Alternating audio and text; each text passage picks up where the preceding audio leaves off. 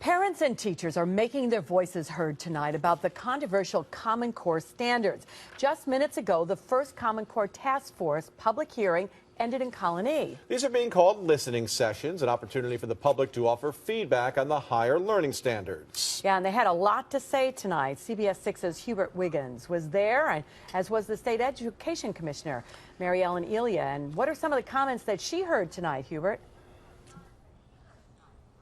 Well, a lot of interesting comments indeed, Greg and Liz, and this is one of those issues that people are very passionate about on both sides. And as I was coming out of the meeting that just got it a few minutes ago, there was a lady sitting in a wheelchair handing out flyers, and I'll just read it to you from the top: Common Core from farce to failure. Giving out this handout of someone opposed to Common Core that's going to be giving a public comment on this later in the month.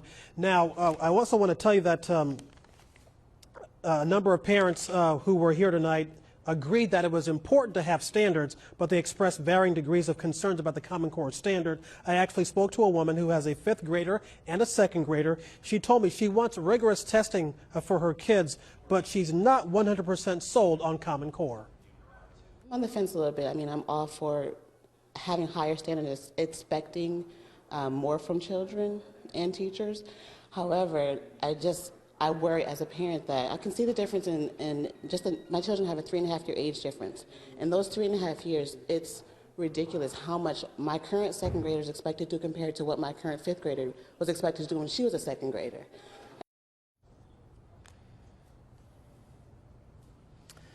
Now, again, the meeting just let out a few minutes ago. Approximately 35 parents and teachers, they sent the names to the list that wanted to speak, and the meeting was fairly civil. The only sort of energy you felt was when people would clap at the end of a comment that somebody made.